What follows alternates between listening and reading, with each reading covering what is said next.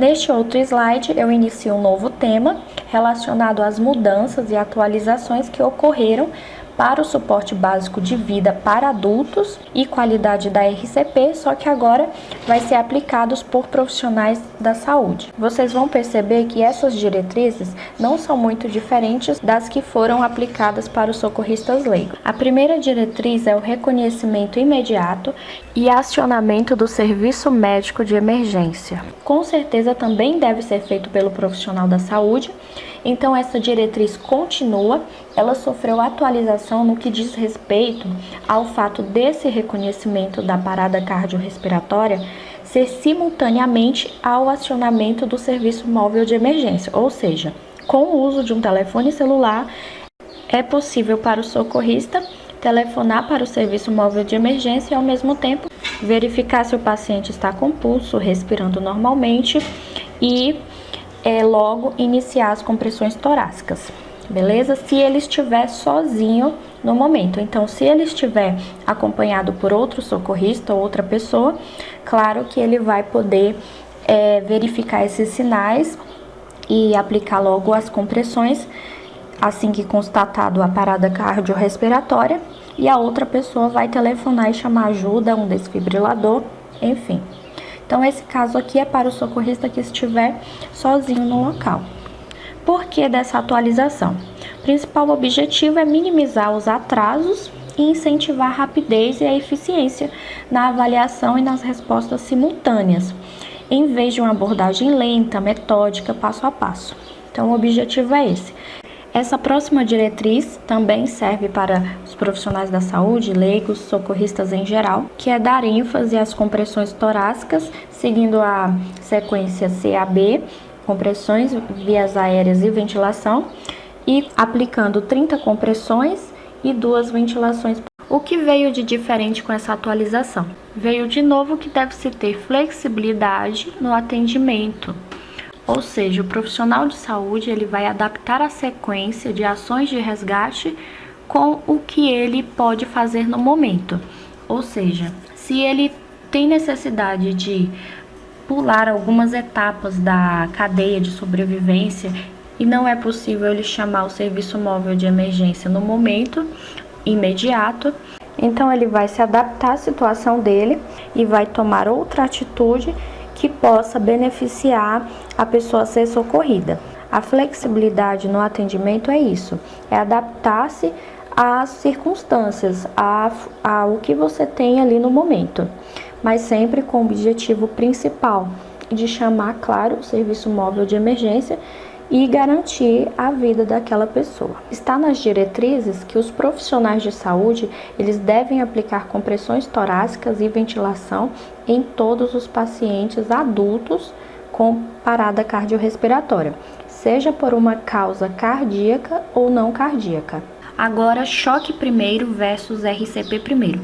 Qual dos dois aqui tem que ser feito em primeiro lugar? Em caso de parada cardiorrespiratória de adultos presenciada, quando houver um DEA disponível imediatamente, deve-se dar preferência ao desfibrilador, tá? Ao DEA, o mais rápido possível, mesmo que não se aplique às compressões torácicas. E no caso de parada cardiorrespiratória sem monitoramento ou quando não tiver um DEA disponível, deve-se iniciar a RCP enquanto o desfibrilador ele é obtido. Então, pessoal, essa é uma situação bem dinâmica, porque enquanto as pazinhas estão sendo colocadas no cortular da pessoa, as compressões elas estão sendo executadas.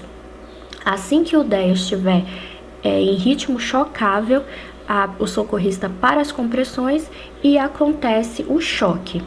Então, essa é uma situação bem dinâmica. E o porquê dessa atualização? Porque através de estudos foi comprovado que não havia muita diferença em aplicar as compressões torácicas antes do uso do DEA. A taxa de sobrevivência, de resultado a ressuscitação cardiopulmonar, ela era a mesma, tá? Não tinha diferença nenhuma. Então, se houver um DEA disponível imediatamente, naquele momento, imediatamente, então eu dou preferência para ele. Agora, se não tenho DEA imediatamente, se eu tenho que esperar um pouquinho, o paciente está em parada cardiorrespiratória, eu tenho que imediatamente fazer as compressões e, enquanto as pás do DEA estiver sendo colocadas no corpo da pessoa, eu ainda terei que estar fazendo as compressões, e assim que o DEA estiver pronto para dar o choque, então aí eu vou ter que parar. Bom, gente, essas duas últimas diretrizes, frequência das compressões e profundidade das compressões torácicas, continuam as mesmas, tanto para os socorristas leigos quanto para os profissionais da saúde. Os motivos são os mesmos, os porquês e as atualizações são as mesmas. Então, a frequência é de no mínimo 100 a no máximo 120 por minuto. A profundidade é no mínimo 2 polegadas ou 5 centímetros, até 2,4 polegadas ou 6 centímetros para suporte básico de vida para os adultos. Agora, essa outra diretriz do time de ressuscitação e os princípios básicos, resumidamente, ela fala da flexibilidade, tá, para acionar o serviço médico de emergência.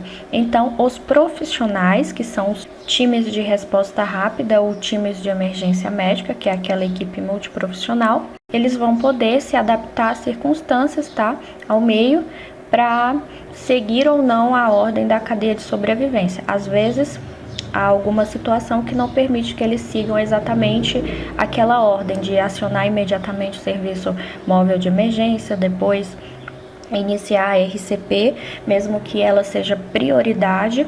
Essa nova diretriz que surgiu é com relação à flexibilidade. E o porquê dessa flexibilidade?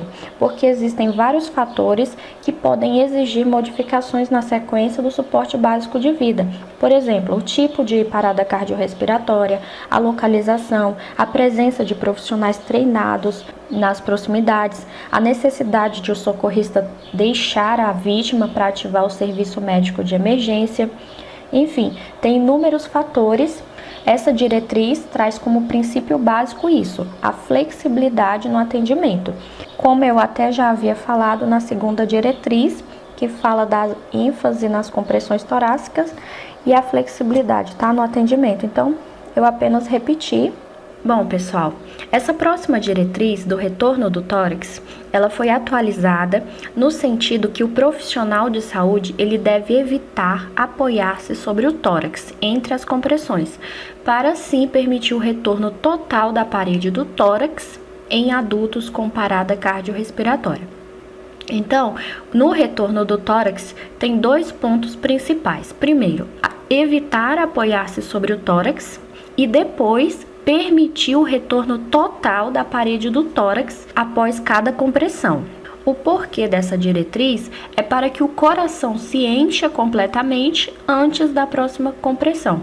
Então, o motivo é basicamente esse, para que o coração se encha completamente antes da próxima compressão. Por isso, deve-se evitar apoiar sobre o tórax e também permitir o retorno total da parede do tórax em adultos. E em relação a o que mudou de diferente com relação ao de 2010? As diretrizes de 2010 falavam também as mesmas coisas. Do profissional, ele permitiu o retorno total da parede do tórax em adultos com parada cardiorrespiratória. Falava isso. Só que foi acrescentado essa parte do profissional ter que evitar se apoiar sobre o tórax do paciente. Então, o que mudou basicamente foi isso, do profissional evitar apoiar-se sobre o tórax, tá bom? Essa atualização sobre o retorno do tórax, ela serve tanto para os profissionais da saúde como para os socorristas leigos, tá bom, gente? Então, é para os dois. E o que diz as diretrizes sobre a minimização de interrupções nas compressões torácicas? Como o próprio nome já fala, minimização de interrupções. Então, deve-se ter menos interrupções, se possível nenhuma, durante as compressões torácicas. Essa diretriz, ela trouxe algo de novo com relação a essa minimização das interrupções e também algo que foi reconfirmado com relação às diretrizes de 2010. Sobre a reconfirmação, os socorristas eles devem tentar minimizar a frequência e a duração das interrupções das compressões torácicas, para maximizar, ou seja, aumentar, potencializar o número de compressões aplicadas por minutos.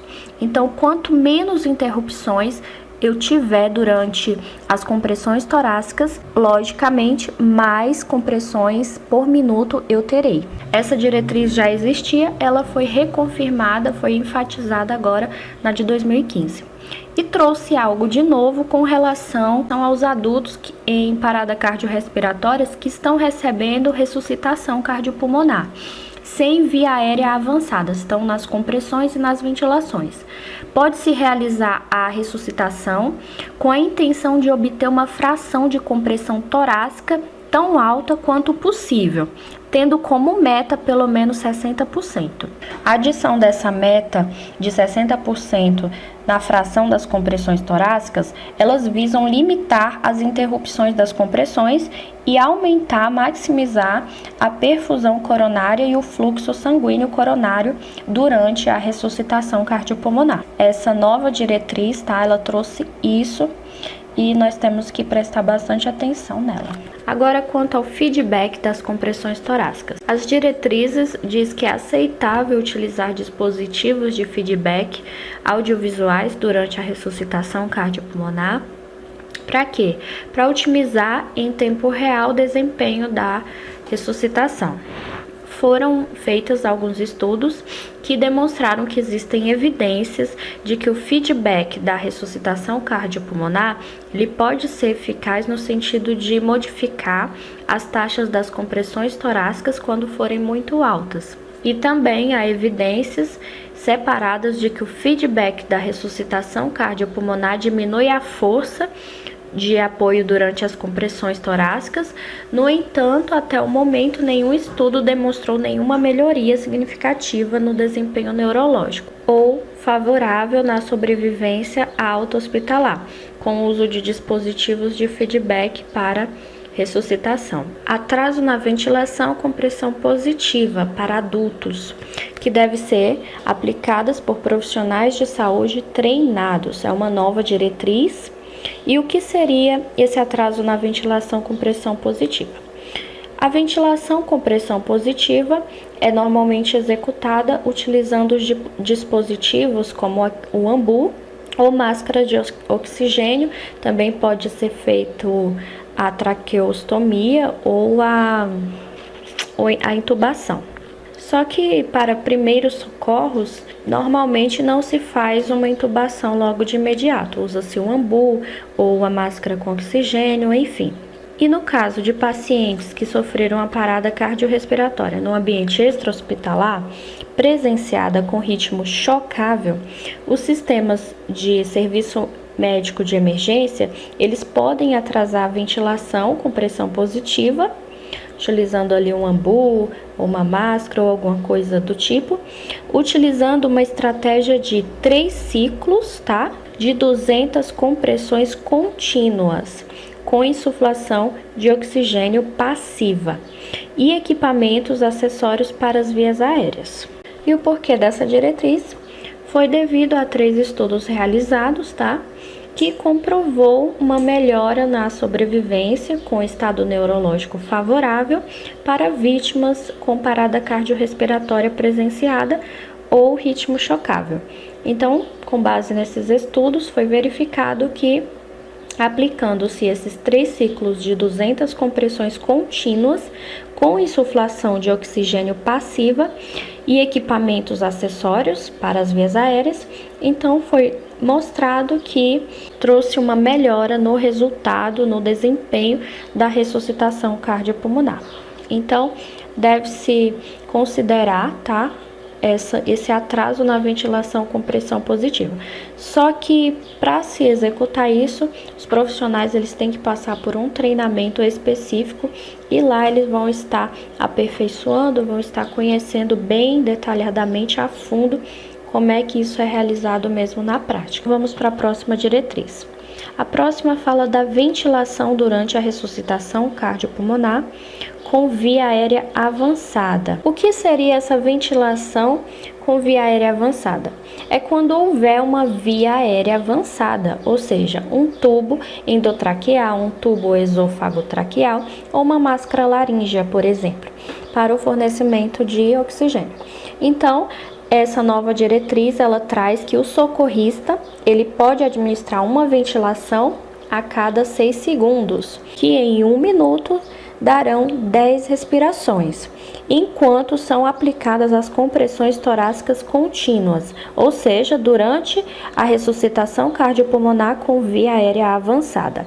Aí o socorrista ele pode administrar uma ventilação a cada 6 segundos, que dá um total de 10 respirações por minuto. O que mudou nesta diretriz com relação ao de 2010? Na de 2010, falava que durante uma ressuscitação cardiopulmonar com 2 pessoas, deveriam ser administrada uma ventilação a cada 6 a 8 segundos, o que dá um total de 8 a 10 ventilações por minuto. E agora isso foi atualizado, foi mudado. Fala que agora é uma ventilação a cada 6 segundos somente, não tem mais 6 a 8 segundos, dando um total de 10 respirações por minuto, tá? E lá, antigamente, era 8 a 10 ventilações por minuto, dava um total de 8 a 10. Então, gente, isso daí foi mudado, é muito importante vocês estarem conferindo, estarem estudando, tá? Porque, com certeza, pode ser cobrado em questõezinhas de prova. E também é muito importante você saber, né, na prática hospitalar, na prática aí. Gente, do porquê dessa diretriz ter sido mudada. Basicamente, gente, é porque é muito mais simples de se aprender, de memorizar e de se realizar essa proporção de ventilações por minuto. E ela pode ser utilizada, tá? Tanto para adultos, crianças e bebês. Então, o motivo é esse, porque é mais fácil de aprender, memorizar e realizar. Agora, o que eu vou mostrar para vocês aqui nesse slide é algo bem interessante, que fala o que fazer e o que não fazer no suporte básico de vida para obter uma RCP de alta qualidade para adultos. Então, tudo aquilo que os socorristas eles devem e o que eles não devem fazer. Eles devem realizar compressões torácicas a uma frequência de 100, de no mínimo 100 a no máximo 120 compressões por minuto. O que eles não devem fazer? Comprimir a uma frequência inferior a 100 ou superior a 120 por minuto.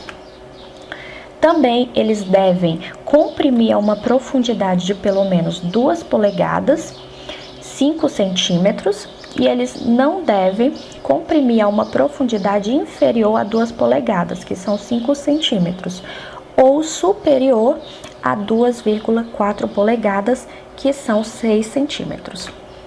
Eles têm que permitir o retorno total do tórax após cada compressão. Não devem apoiar-se sobre o tórax entre as compressões. Eles devem minimizar as interrupções nas compressões e não devem interromper as compressões por mais de 10 segundos. Eles devem ventilar adequadamente 2 respirações após 30 compressões, cada respiração administrada em 1 segundo, provocando a elevação do tórax. Eles não devem aplicar ventilação excessiva, ou seja, uma quantidade excessiva de respirações ou respirações com força excessiva. E são essas, pessoal, as observações que todos os profissionais, os socorristas, os leigos, todo mundo, eles têm que estar atentos, tá? Ao que eles devem e ao que eles não devem fazer. Agora, iniciando mais um tópico, fala das técnicas alternativas e dispositivos auxiliares para a ressuscitação cardiopulmonar. Por que dessas técnicas, gente? Bom, primeiro, a RCP convencional, que são as compressões mais ventilações, muitas vezes elas podem ser insuficientes para gerar um débito cardíaco significativo. E aí a necessidade de alguns dispositivos e equipamentos que podem servir para que se gere esse débito cardíaco. Porém, essas técnicas elas não devem ser usadas de forma rotineira, tá bom? E eu vou estar mostrando para vocês quais são essas técnicas alternativas e os dispositivos que podem ser utilizados, não de forma rotineira, tá? E os profissionais que irão executar essas técnicas, eles têm que passar por um treinamento especializado, pois elas exigem muito conhecimento, elas exigem técnica, prática, tá? E não pode ser executado por qualquer pessoa. Vou mostrar para vocês agora. Primeira diretriz relacionada a essas técnicas fala dos dispositivos de limiar de impedância, são os DLI. Foi uma diretriz atualizada. Esses DLI são esses dois aparelhos que estão aqui embaixo, ó, nessas figuras, e eles são usados simultaneamente. O primeiro se chama RESC-POD. Ele evita a entrada desnecessária do ar nos pulmões durante a RCP, causando uma maior pressão negativa com a retração da parede torácica, puxando maior volume de sangue para o coração e dobrando o fluxo sanguíneo durante a ressuscitação. O segundo se chama cardiopump. Ele permite que o método padrão de compressão torácica externa seja reforçada com a expansão ativa do tórax entre cada compressão e aumenta o volume intratorácico antes que a compressão seja iniciada, e assim melhora o débito cardíaco durante a fase de compressão. Só que esses dispositivos, falando nas novas atualizações, que ele não deve ser utilizado de forma rotineira, só como auxiliar durante a ressuscitação convencional e em ambientes com equipamentos disponíveis e pessoal devidamente treinado. E o porquê de não se usar esses dispositivos de forma rotineira? Porque foram realizados estudos e em um desses estudos foi demonstrado que existia algum benefício no uso da RCP convencional, auxiliando esses dispositivos, quando comparado à ressuscitação convencional, somente, sem o uso dos dispositivos. Só que os intervalos de confiança nesses estudos, eles foram muito amplos, eles não foram específicos.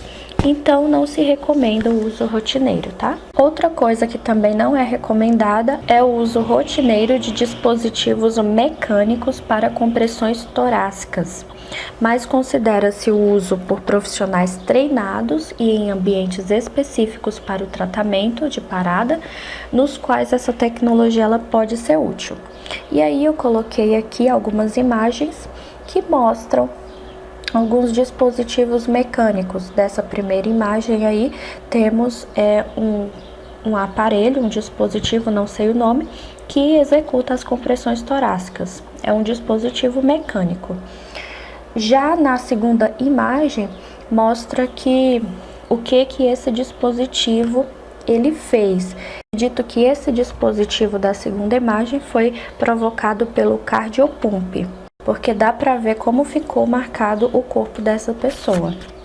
E ali na terceira imagem também tem outro dispositivo mecânico para compressões torácicas na ressuscitação. Então, pessoal, as diretrizes elas falam que as compressões torácicas manuais, elas continuam sendo o tratamento padrão, que é a ressuscitação cardiopulmonar convencional, compressões manuais, tá? E ventilações. Elas continuam sendo o tratamento padrão para a parada cardiorrespiratória. E o porquê de não se permitir o uso rotineiro desses dispositivos mecânicos para as compressões?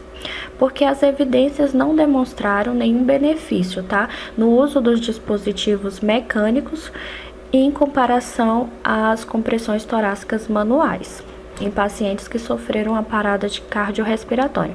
No entanto, esses dispositivos eles podem ser uma alternativa razoável, desde que executados em ambientes específicos e em que a administração de compressões manuais de alta qualidade possa ser difícil ou perigosa para o profissional da saúde. Beleza? Então, é isso aí sobre o uso dos dispositivos. A próxima diretriz refere-se às técnicas extracorpóreas e dispositivos invasivos de perfusão. É uma diretriz que sofreu atualização e para que possamos entendê-la devemos saber o que é a circulação extracorpórea. Aqui neste outro slide eu mostro isso para vocês. Tem a definição do que é a circulação extracorpórea ou perfusão extracorpórea. Então vamos lá. O que é a perfusão extracorpórea? A perfusão ou circulação extracorpórea, CEC, é o procedimento no qual se substitui temporariamente as funções dos pulmões e do coração, enquanto estes órgãos ficam excluídos da circulação, através de máquinas, aparelhos, circuitos e técnicas.